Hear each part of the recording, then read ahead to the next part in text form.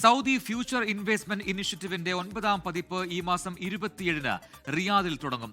3 ദിവസങ്ങളിലായി നടക്കുന്ന ഉച്ചകോടിയിൽ 20-ലധികം രാഷ്ട്രത്തലവന്മാരും മന്ത്രിമാരും ഉന്നത ഉദ്യോഗസ്ഥരും ഉൾപ്പെടെ 8,000-ലധികം പ്രതിനിധികൾ പങ്കെടുക്കുമെന്ന് എക്സിക്യൂട്ടീവ് കമ്മിറ്റി ചെയർമാൻ റിച്ചാർഡ് അറ്റിയാസ് വാർത്താ സമ്മേളനത്തിൽ അറിയിച്ചു. ഇത്തവണത്തെ സമ്മേളനത്തിൽ മാധ്യമ പങ്കാളിയായി 24-ഉം പങ്കെടുക്കും.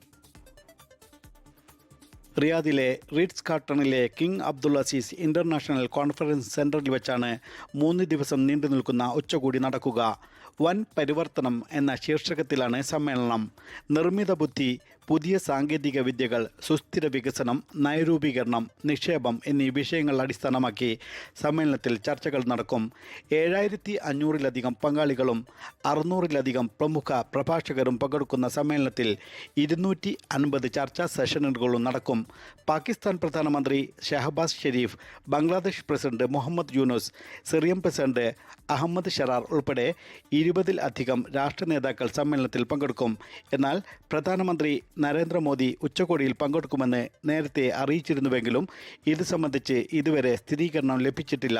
അതേസമയം കേന്ദ്രമന്ത്രി പീയൂഷ് ഗോയൽ ഇന്ത്യയെ പ്രതിനിധീകരിച്ചുകൊണ്ട് സമ്മേളനത്തിൽ പങ്കെടുക്കുമെന്ന് ഏതാണ്ട് ഉറപ്പായിട്ടുണ്ട്. $60 ബില്യൺ നിക്ഷേപ കരാറാണ് കഴിഞ്ഞ തവണത്തെ സമ്മേളനത്തിൽ ഒപ്പുവെച്ചത്. ഇത്തവണ ഇത് കവിയുമെന്ന് പ്രതീക്ഷിക്കുന്നതായും എക്സിക്യൂട്ടീവ് കമ്മിറ്റി ചെയർമാൻ റിച്ചാർഡ് അറ്റിയാസ് വാർത്താ സമ്മേളനത്തിൽ അറിയിച്ചു. ലോകത്തിലെ പ്രമുഖ മാധ്യമങ്ങൾക്കൊപ്പം ഇത്തവണത്തെ സമ്മേളനത്തിൽ 24-ഉം മാധ്യമ പങ്കാളിയായി പങ്കെടുക്കുന്നുണ്ട്.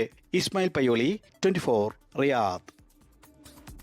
ലോകത്തെവിടെയായാലും ഏത് സമയത്തും 24 വാർത്തകളും ഓഗ്മെന്റഡ് റിയാലിറ്റി പാക്കേജുകളും എക്സ്പ്ലെയിനറുകളും വിശദമായി കാണാൻ ഞങ്ങളുടെ യൂട്യൂബ് ചാനൽ നിങ്ങൾക്ക് സബ്സ്ക്രൈബ് ചെയ്യാം.